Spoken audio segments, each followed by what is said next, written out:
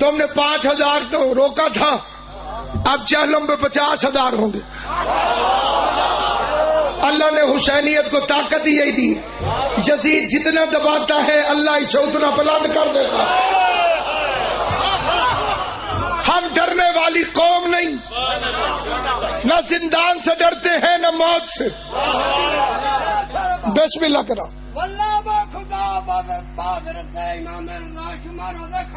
جناب سیدہ سلامت ہے کیا سیدزادہ آباد اشاد رہے، شرازی بادشاہ آباد اشاد رہے، اپنی قوم کو بزدل نہ بننے دینا۔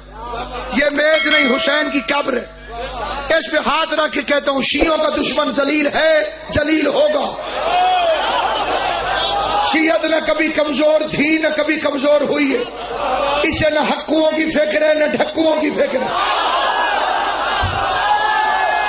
حیدری نہ باہر والے بدماشوں کی فکر ہے نہ اندر والے بے غیرتوں کی۔ جو مولوی کہے آزاداری کو خطرہ ہے سمجھنا دکاندار ہے، اس لیے کہ آزاداری کو کبھی خطرہ تھا ہی نہیں۔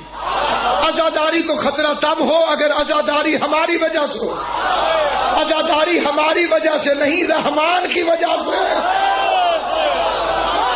اللہ تمہیں سلامت رکھے۔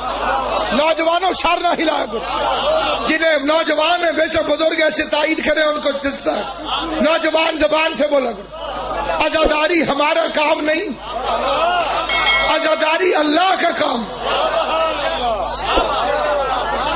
جو چوپا میں قرآن کی آیت پڑھنے لگا، فاذکرونی اذکرکم، تو میرا ذکر کرو میں تمہارا ذکر کروں۔ شبیر نے کیا رحمان کا ذکر، اب اللہ پہ قرضہ ہے وہ حسین حسین حسین حسین حسین حسین حسین۔ اب حسین کا ذکر کروانا رحمان پہ قرضہ ہے، ہم ماتم کر کے اللہ کا کام کرتے نہیں۔ سمجھدار بندے بیٹھے ہو، میں پھر ایک آیت اور پڑھتا ہوں، من والذی یقرض اللہ قرضا حسنا۔ کوئی حافظ قرآن بیٹھا ہو، کوئی ناظرہ پڑھا ہو، میز پر قرآن لے، اللہ فرما رہے کون ہے جو اللہ کو قرض دے؟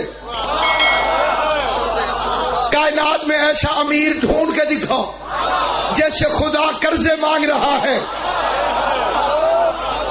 کئی مولویوں نے بے وقوفی کر کے لکھا، جس نے نماز پڑھی اس نے اللہ کو مقروض کیا۔ اللہ دوسری جگہ قرآن میں فرماتے اقیموا الصلاۃ واقرضوا اللہ قرضا حسنا، نماز بھی پڑھ اور اللہ کو قرض حسنا بھی دے۔ یہ نماز قرضہ نہیں اللہ بھی۔ جو بندے بالکل چوپ پہ انہیں پھر سمجھاتا ہوں، بجلی کا بل بھرنے سے باپڈا کی طرف سے شکریہ کا خط نہیں آتا۔ ایک گواہی تو سنے ملی خیال صحیح آگیا۔ بیل جو ہے وہ تو ڈیو ہے۔